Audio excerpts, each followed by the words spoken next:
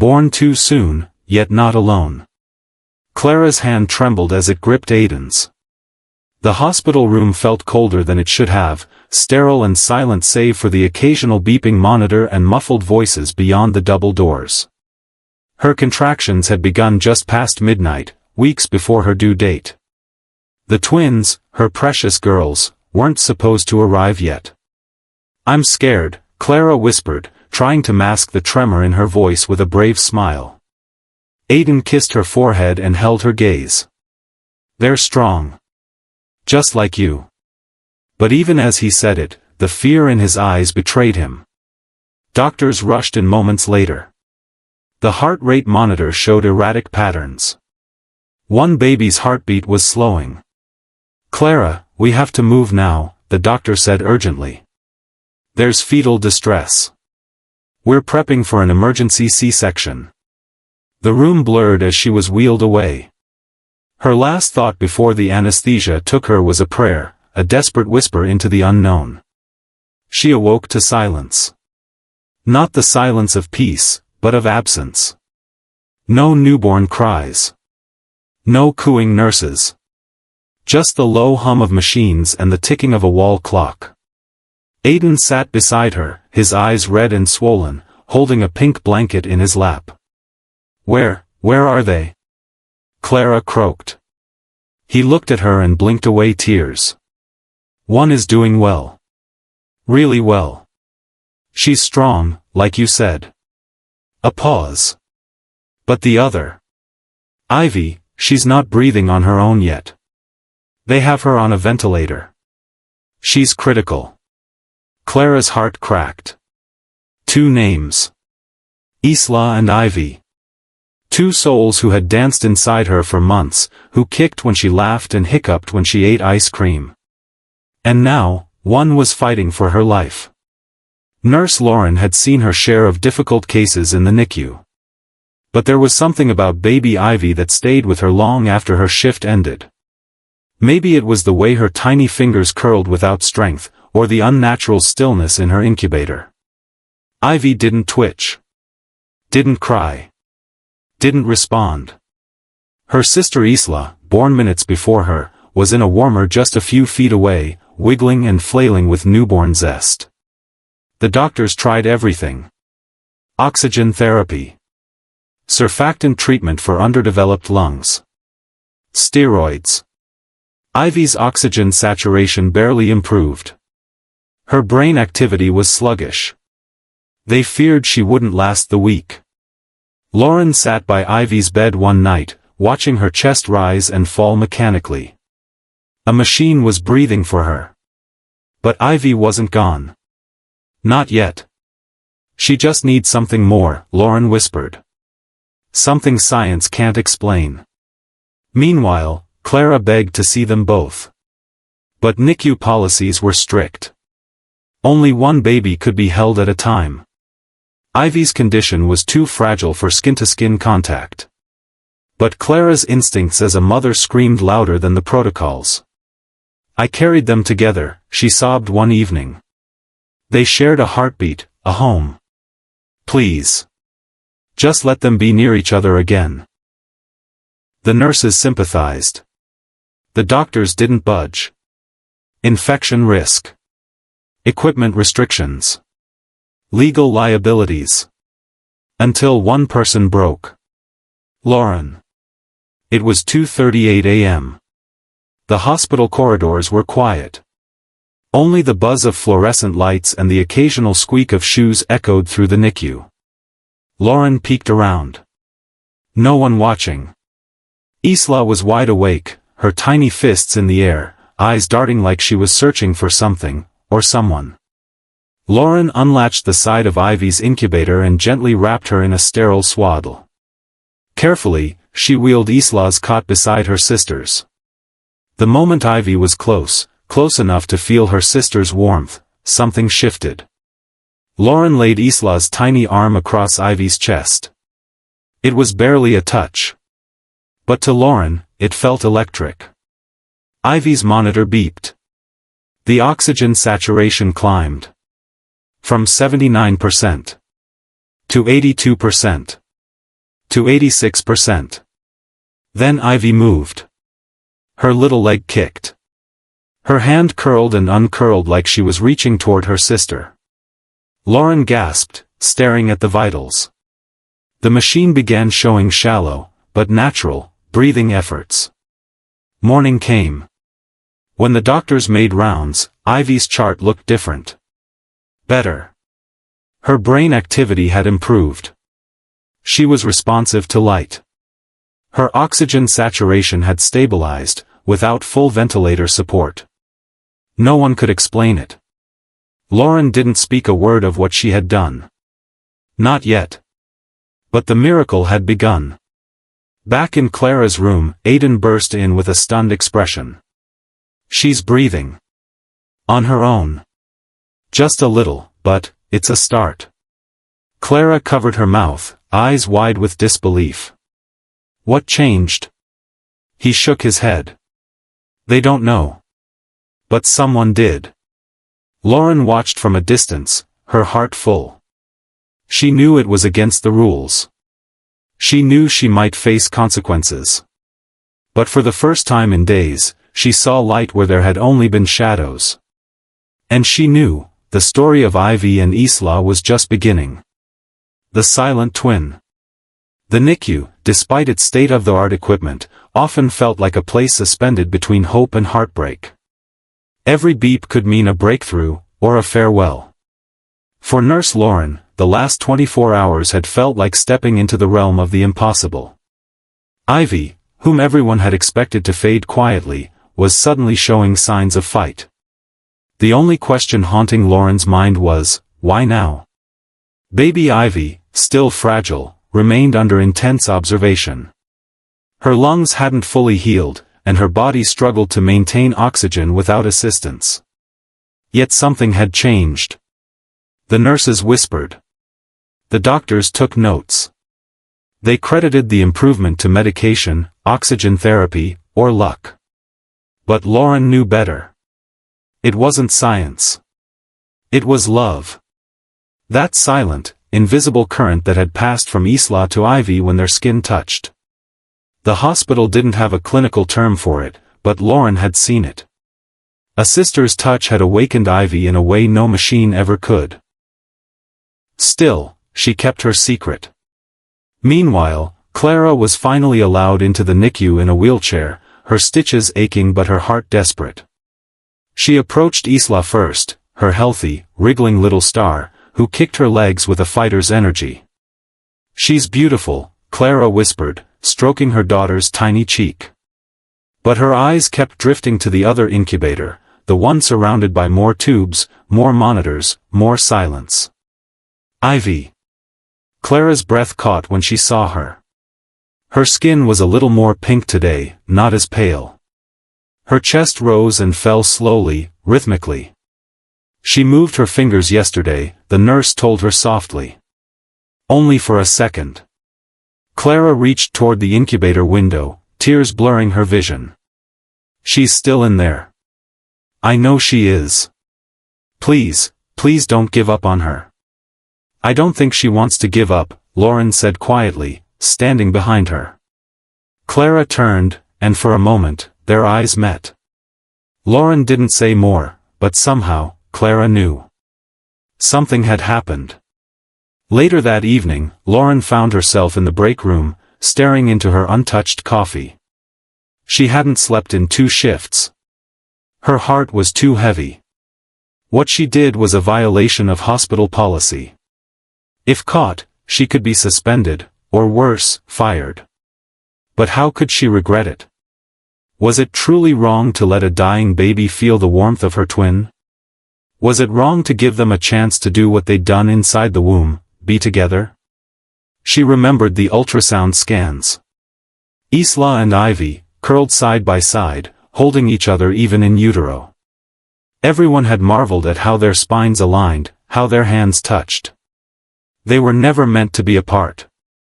So why did the hospital insist on treating them like separate patients? That night, Ivy's vitals wavered again. Nurse Lauren was called back in despite being off duty. Ivy's oxygen dropped into the danger zone. Her breathing became shallow, her heart rate unstable. Doctors worked quickly, increasing pressure support, administering surfactants, monitoring brain response. But Ivy was slipping again. Lauren watched helplessly from the corner, adrenaline flooding her chest. The senior physician barked out orders, trying everything. But the monitors kept falling. "She needs a miracle," one doctor muttered under his breath. Lauren didn't ask permission this time. She simply moved. Isla had been placed in a nearby warmer, asleep. Her stats were perfect. Her cheeks were rosy. When Lauren picked her up, Isla stirred, blinking up at her with curious eyes. As before, she gently swaddled the baby, checked the temperature and sanitization protocols, then crossed the floor toward Ivy's station. A resident stepped forward in alarm. "What are you doing?" Lauren didn't look up. "I need a minute." "You can't. Just trust me." There was silence. And then, Lauren laid Isla down beside Ivy again. Side by side. Sister to sister. At first, nothing happened. But then Isla's arm stretched toward Ivy, as if by instinct. Her hand rested against Ivy's ribcage, right over her heart. The monitor chirped. Steady. Rising. Stronger. No one spoke. The attending physician leaned closer, eyes narrowed. "Are we seriously seeing this again?" Ivy's oxygen saturation normalized. Her heart stabilized. For the first time since birth, she made a faint sound, a whimper so soft, you had to be silent to hear it. Isla snuggled closer. "I don't believe this," a nurse whispered. "It's like, she only breathes for her sister." Word spread through the hospital faster than protocol could contain. Nurses from other floors started visiting the NICU to see the twins. Doctors met in hushed circles, debating whether to continue allowing the co-bedding technique. "It's not standard care," one said. "But it's working," said another. Lauren was summoned to a meeting with the chief nursing officer. "You disobeyed direct protocols," she was told sternly. "You could face disciplinary action." Lauren didn't flinch. "Then do what you must." "But Ivy is alive because her sister touched her." "That's not malpractice. That's humanity." There was a long pause. And then, softly, reluctantly, the CNO sighed. "Keep doing what you're doing. But don't make a press release out of it." In the following days, Clara was finally allowed to hold both babies together. They were placed skin to skin on her chest, one on each side. Clara cried so hard she could barely speak. She watched as Ivy's heart calmed, Isla's hand rested on her twin again, and they settled into rhythm like they never left the womb. Aiden took photos. Silent. Moved beyond words. It was a moment no parent forgets. A moment that didn't belong in textbooks or journals. It belonged to the heart. From that day, the twins were co-bedded daily under strict supervision. Ivy continued to improve. Slowly, but surely. Her lungs strengthened. Her eyes began to open, first in flashes, then longer. Her body twitched more often. Her feeding reflex returned. Each milestone was accompanied by Isla. Always. They didn't just share DNA. They shared survival. But not everyone was happy about the spotlight this miracle brought. Media had caught wind of the miracle twins through a leaked staff photo.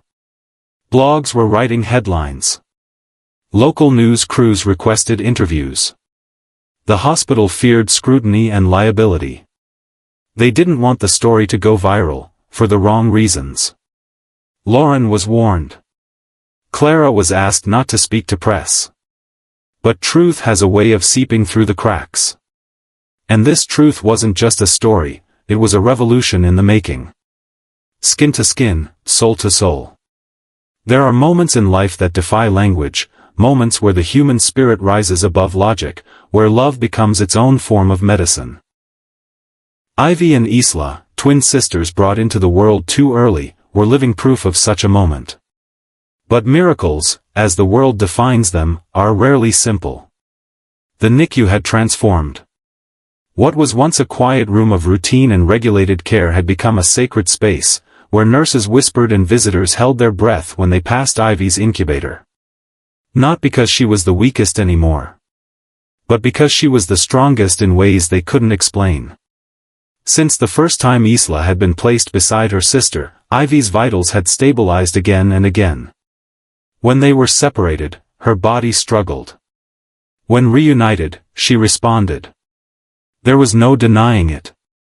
Isla was Ivy's medicine. Clara now visited every day, sometimes twice. Despite her healing body and the constant ache from her C-section stitches, she sat in that NICU, holding both babies on her chest whenever possible. One heartbeat on each side of her ribs. One set of lungs still learning to breathe. The other already guiding her sister with rhythmic steadiness. One afternoon, she looked at Nurse Lauren with tears in her eyes. Have you ever seen anything like this? Lauren shook her head. Never. And I've been in this unit for 12 years. What do you think it is? Clara asked softly. Lauren paused. I think, some connections are older than birth. But not everyone shared the sentiment. The hospital's legal department grew restless. The sudden surge of interest in Ivy and Isla's case brought questions they didn't want to answer. Emails started pouring in from other parents. Could their twins be co-bedded too? Was this the new miracle method? The chief of pediatrics was concerned. This isn't an approved treatment, he reminded everyone during a board meeting. It's anecdotal. Unreplicated. Emotional, yes, but emotion doesn't belong in policy. Lauren was called in again. This time by 2 hospital administrators and a risk management officer. You broke protocol. Twice. Now the story's online. Blogs are running with it. We're getting calls from news outlets. Lauren sat calmly, fingers interlaced, heart steady. Then maybe the protocol is broken, she replied. Behind closed doors, Aiden was growing frustrated. Not with Ivy. Not with Isla. But with the system. He had spent hours reading about infant co-regulation, twin bonds, and skin-to-skin therapy. In country after country, stories were emerging, twins who stabilized faster when kept close. Siblings who survived where one was expected to fail. This shouldn't be controversial, he said to Clara one night. It should be common sense. But common sense had rules. Rules built on risk assessments and lawsuits. And the miracle unfolding in the NICU was starting to feel like a threat to everything the hospital thought it knew. Still, the staff couldn't argue with results. Each week, Ivy grew stronger. First, her need for oxygen reduced. Then, her feeding tube was removed. The biggest moment came on day 33, when Ivy opened her eyes fully and locked them on Isla. She didn't blink. She didn't look away. For 30 full seconds, those 2 tiny souls stared at each other, like they were remembering something the rest of the world had forgotten. A place before birth. A home without words. A promise made in silence. Together. Always. Nurse Lauren couldn't stop watching them. She started documenting Ivy's progress, not for medical records, but for herself. A soft notebook she kept in her locker became a diary of hope. Day 8, co-bedded for 20 minutes. Ivy reached for Isla again. Oxygen levels rose from 87% to 94% within 5 minutes. Day 13, Ivy smiled today. First time. Only when Isla sneezed. Day 18, staff catching on. Most now believe this isn't coincidence. But legal still warns me not to speak outside. Lauren didn't care. She had found something sacred. And she was willing to risk everything for it. But then, something happened no one expected. An anonymous whistleblower leaked an internal email chain to a medical journalist. It revealed the hospital's attempts to suppress the story, along with Lauren's initial disciplinary threat. Within hours, it exploded. Nurse defies rules to save dying twin, and it worked. Miracle twins, hospital tries to hide story of sisterly bond. When science said no, love said yes. The headlines were everywhere. TV networks called. Talk shows requested interviews. Clara's inbox was flooded. Offers for book deals, interviews, sponsorships. She said no to all of them. "We're not a spectacle," Clara told one producer. "We're a family." But the pressure was on the hospital now. They had two choices: silence the story and hope it faded, or step into the light and help other families experience what Ivy and Isla did. And so, after weeks of fighting it, they gave in. They called it a pilot protocol. Under tight guidelines, other twins showing signs of distress would be allowed trial co-bedding in critical cases. Lauren was unofficially thanked. And officially watched. But the battle had been worth it. Because Ivy was no longer dying. She was living. One rainy night, Clara sat alone in the NICU. The nurses had dimmed the lights. A soft lullaby played on a loop from the speaker. She held both girls on her chest. Ivy's eyes fluttered with sleep. Isla made little noises, murmuring like she was telling her sister secrets only twins could understand. And Clara whispered to them. "You saved each other. You saved me." A tear rolled down her cheek. "You came into this world as one heartbeat, and maybe that's how you'll always be." A second sunrise. The sun peeked through the gray morning clouds over the city, casting soft golden rays through the large hospital windows. The NICU, once a place of dread for Clara and Aiden, now glowed with something unfamiliar: hope. It was subtle, like the first warmth after a long storm. But it was there. Ivy had changed everything. Day 40. That's how long Ivy had lived against all odds. Each morning, Clara arrived at the hospital and gently held both her daughters in a soft cotton wrap against her chest. She breathed them in, milk, powder, and new life. Ivy now fed without tubes. Her lungs were still tender, but she was breathing almost fully on her own. More importantly, she was present. Her eyes followed movement. She responded to her mother's voice. Her little fingers wrapped tightly around Isla's hand, every single time they touched. The story of the miracle twins had moved beyond blogs. National television picked it up. Ivy and Isla became a symbol of sisterhood and survival. Hashtags like #TheTwinMiracle, #IvyandIsla, and #HeartbeatSisters trended on social media. Thousands of mothers wrote to Clara. Many were NICU veterans.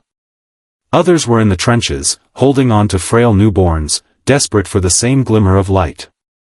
But Clara didn't feel like a hero.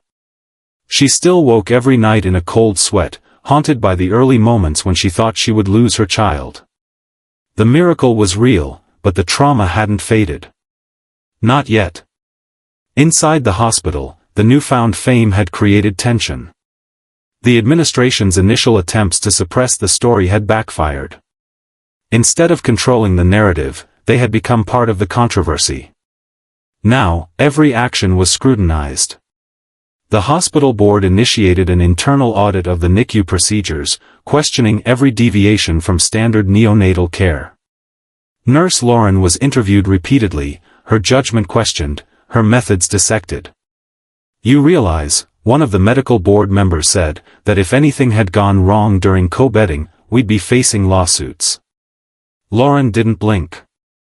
But nothing did go wrong. "That's not the point. You got lucky." "No," she said firmly, "they got each other. That's what made the difference." She left the meeting with her license intact, but with a warning letter in her file. It didn't matter. Because she knew what they were all too afraid to say out loud. This was bigger than policy. This was a paradigm shift in neonatal care. But then came the storm. On day 47, Ivy's monitors began showing a pattern everyone feared: bradycardia, a dangerously slow heart rate. It started with small dips during sleep. Then during feeding. Then even while held close to Isla. The miracle seemed to be unraveling. Doctors ran tests. Blood work. Brain scans. EEGs. They feared seizures. A neuro-consult was scheduled. There was talk of genetic conditions. Possibilities that had been dormant now re-emerged like ghosts. "She's not relapsing," Clara said to Aidan, though her voice trembled. "She can't be." But Aidan saw it too. Ivy had grown quieter. Her eyes weren't as alert. She barely cried anymore. Something was wrong. One evening, Ivy's heart stopped, twice. Both times, a nurse performed immediate chest compressions. The code team responded within seconds. Ivy was resuscitated. But it left the staff shaken. What had gone so right was now spinning out of control. Lauren sat outside the NICU in the hallway, hands clasped tightly in her lap, trying not to cry. She blamed herself. Had they pushed too far? Had all this attention distracted them from what Ivy really needed? The miracle felt like it was slipping through their fingers. But it was Isla who refused to give up. After the second resuscitation, Isla was placed in Clara's arms, alone, for the first time in days. Clara tried to calm her, but Isla wouldn't stop crying. Her tiny limbs flailed, her body arching like she was searching for something. "She misses her sister," Clara whispered. Aidan nodded. "She knows." They had kept them apart during Ivy's emergency treatment. And Isla felt the separation like a hole in her own heart. Clara looked at the nurse on duty. "Bring her here. Please." The nurse hesitated. "But. Just for a minute." That minute became everything. Ivy was still, pale, and hooked up to a dozen wires. Her chest barely moved. When Isla was placed beside her, wrapped loosely in a blanket, they both quieted. The crying stopped. The heart rate monitor began to rise. It wasn't just a coincidence. It was an answer. Ivy's vitals stabilized within 30 minutes. The attending physician, who had been skeptical of co-bedding from the beginning, leaned in and studied the monitors in silence. Then, quietly, he said, "This shouldn't be working." "But it is." He didn't order them separated again. Clara stayed overnight that time. She sat in a rocking chair, holding both her daughters to her chest while the machines kept quiet watch. She whispered lullabies, old ones her mother used to sing when she was small. "Two hearts, one rhythm. Two stars, one sky. Hold each other close. And never say goodbye." Aidan took a photo, one he would never post, never show the world. It wasn't for them. It was for the girls. For the day they would ask what they had survived. And how. Morning came. Ivy opened her eyes and made a soft cooing sound. It wasn't much. But it was more than yesterday. And enough to keep believing. Over the following days, Ivy's condition stabilized again. The bradycardia episodes became fewer, then stopped altogether. No seizures were confirmed. The doctors chalked it up to stress, neurological development, and unpredictable preemie responses. But Clara and Aidan knew better. She had missed her other half. Back in the hospital's administrative wing, a quiet shift began. Co-bedding was no longer whispered about. A formal research group was formed. A clinical trial proposal drafted. Medical journals requested permission to document Ivy and Isla's case. For once, the hospital didn't try to bury the miracle. They tried to understand it. And Lauren? She was nominated for a regional nursing award. Not because she followed the rules, but because she followed her heart. Against all odds. Day 53. That's how long Ivy had lived, a life stitched together with miracles, mother's prayers, and the unrelenting bond of a twin's heartbeat. What was once called a dying baby was now a little girl who blinked slowly, curled her fingers around her sisters, and clung to every moment of borrowed breath. But some battles aren't over even when they look won. Clara awoke to a nurse gently shaking her shoulder. "Clara, we need to check Ivy." She looked down. Both babies lay against her chest, still warm. Isla was curled against her mother's collarbone. Ivy lay still, too still. Her skin, always faintly pink, now had a tinge of blue around the lips. Clara's instincts screamed. Within seconds, Ivy was lifted from her arms, cradled by a nurse, and rushed to the warming station. An alarm rang out, short, shrill, piercing. The kind of alarm that freezes every other sound. Code blue. Doctors flooded the NICU. Machines beeped in staccato. A crash cart was rolled in. Clara watched, frozen, as Ivy's limp body was laid out beneath the sterile lights. Her daughter's tiny chest no longer rose. Isla, sensing the absence, let out a wail that broke the tension like a thunderclap. "No," Clara whispered. Aiden was already at her side, wrapping an arm around her shoulder as if to brace her for what might come next. But neither of them could move. Nurse Lauren was the first to act. Hands steady, voice calm, she directed the compressions. 1, 2, 3, breathe. A junior doctor delivered ventilation. Another injected epinephrine. The second stretched. Became minutes. 3. Then 5. Still no pulse, the resident muttered, almost apologetically. Lauren's voice broke protocol. "Don't stop." The attending physician gave one final order. "Another round. Then we call it." In the hallway outside, a security guard held back a small crowd. Other NICU parents had heard the commotion. Some whispered. Others prayed. A few just watched, silently remembering the feeling of loss. But inside, something else stirred. Isla. Still cradled in Clara's arms, she writhed and cried and twisted, as if trying to leap toward the direction her sister had gone. Clara's body reacted without thinking. She stood. She walked barefoot across the NICU floor. And she handed Isla to Nurse Lauren. "Put her with Ivy," Clara said, voice trembling but firm. "Do it. Now." There was hesitation. Then a single nod. Lauren carefully placed Isla on Ivy's chest. It was a desperate move. There was no guideline, no instruction manual. But Ivy didn't need protocol. She needed her sister. At first, nothing. Then, a twitch. Isla's tiny hand curled on Ivy's sternum. Her cheek rested over her sister's heart. Then, a faint chirp from the monitor. A pulse. Weak. But there. The room froze.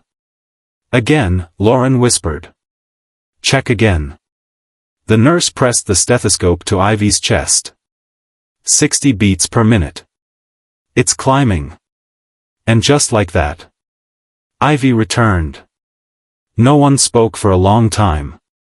Then the attending stepped back and simply said, "Whatever this is, it's real." Clara crumbled into Aiden's arms, sobbing. They had nearly lost her. But Isla had brought her back. Again. That evening, the hospital administration held a closed-door meeting. The doctors, nurses, and risk officers no longer debated if co-bedding was allowed. They debated how soon it could be implemented across the unit. Lauren was asked to prepare a full report. Her method, once considered reckless, was now at the center of a neonatal policy draft titled Synchronous Twin Therapy. They called it innovation. But for Clara, it was something simpler. A promise fulfilled. That night, Ivy and Isla lay together under a soft knit blanket, their heads turned toward each other. Their breathing was in sync. Their limbs touched. They had almost been torn apart. Almost.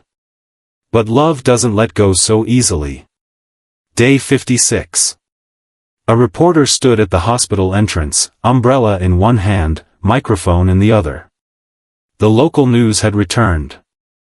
This time, they were invited. Today, we bring you a heartwarming update on the miracle twins Ivy and Isla, the reporter beamed. The hospital has announced a new neonatal co-care initiative inspired by the twins' incredible bond.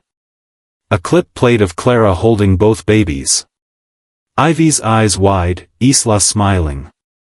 They saved each other, she said to the camera. When we were powerless, they fought for one another. The segment ended with a simple quote on the screen. Sometimes, the smallest hearts teach the biggest lessons.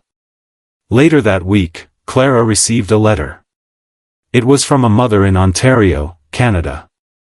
Her twin boys had been born premature, both weak, both critical. Inspired by Ivy and Isla, the mother had begged doctors to try co-bedding. The letter read. It worked. We were out of options, and it worked. Your daughters didn't just save each other. They're saving others too. Clara cried reading it.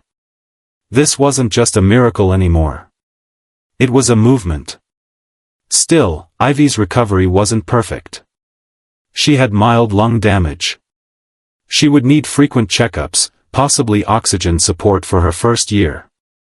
But she smiled more now. She gripped fingers tightly. And she never let go of Isla's hand. Aiden joked that if they were ever apart for more than a few minutes, Ivy would file a missing persons report. They were bonded not just by biology, but by survival. By touch. By something the world could measure but never fully understand. One quiet night, Lauren stood outside the NICU. She had finished her last shift of the week. Ivy and Isla were now sleeping peacefully in a shared crib, decorated with soft vines and clouds painted above. A quote in pastel letters hung on the wall nearby. You were born together. You shall live together. Khalil Gibran. She smiled, wiping a tear. I've seen a lot in this unit, she whispered to herself. But I've never seen love like that. The miracle we touched. 1 year later. The hospital walls that once echoed with alarms and quiet cries now displayed a framed photograph just outside the NICU. Two identical little girls, each wearing a floral headband and matching pink overalls, held hands as they sat on a soft picnic blanket, their eyes wide with curiosity, their smiles brimming with life. The plaque beneath the photo read. Ivy and Isla, together, they healed. The day of their first birthday, the hospital lobby looked more like a celebration hall than a medical facility. Staff decorated with balloons and pastel streamers. Parents who once walked the NICU halls in fear returned with healthy toddlers and beaming faces. A small cake sat in the center of a round table, 2 candles already lit. Clara walked in holding Ivy. Aiden followed with Isla. Both girls looked around in wonder, unaware that they had once been the center of a medical phenomenon. To them, it was just another room filled with light, sound, and people who smiled at them like they were royalty. Nurse Lauren hadn't seen them in weeks. She'd been transferred temporarily to a pediatric research unit, helping develop a pilot program based on the twins' case. The protocol now had a name. Twin Pulse Therapy. Its goal? To formally integrate twin co-bedding and synchronize developmental care into neonatal ICUs around the world. When she saw the girls again, she dropped to her knees. Ivy, she whispered. The baby blinked. Then she smiled, and reached out. Lauren took her in her arms, tears already streaming down her face. You made it, she said, voice cracking. You both made it. After cake and laughter and a flood of photographs, the group gathered near the NICU window for a private moment. Clara turned to the crowd of staff, doctors, nurses, and volunteers who had walked the journey with them. You saw us at our weakest, she said, her voice shaking. When Ivy was born, I was terrified. I was broken. I didn't know if she'd make it one more hour, let alone a full year. She looked at Aiden, then down at her daughters. But Isla never doubted. Not once. She didn't need science. She didn't need stats or scans. She knew. And because of her, Ivy survived. There wasn't a dry eye in the room. But the miracle didn't end there. Because what the twins started had now spread far beyond their story. Since the viral news broke, over 300 NICUs worldwide had adopted temporary co-bedding allowances for critically ill twin and triplet cases. Clinical reports were underway in 5 countries. Hospitals that once feared lawsuits now embraced connection and emotional healing as part of medical treatment. Ivy and Isla had touched more than each other. They had touched the system. And changed it. Back home, life wasn't without its challenges. Ivy still required physical therapy. Her lung capacity needed monitoring. She had a mild speech delay compared to Isla, but she understood everything. She responded to her name. She laughed at silly sounds. And most of all, she followed Isla everywhere. They were inseparable. From morning cuddle time to shared baths filled with bubbles, their days revolved around each other. Ivy didn't cry when she fell, unless Isla wasn't there. She didn't sleep unless Isla's hand was close. And Isla, well, Isla always made sure her sister had the bigger toy, the last piece of fruit, and the warmest blanket. It was a bond that even Clara, with all her love, could never quite replicate. One summer afternoon, as the girls crawled around their backyard chasing butterflies, Aiden sat with Clara on the porch steps. It still amazes me, he said. What does? That she's here. That she's, her. You know? Clara nodded. Every time I see them holding hands, I remember the monitors. The blue lips. The silence. And then. Isla. They were quiet for a moment.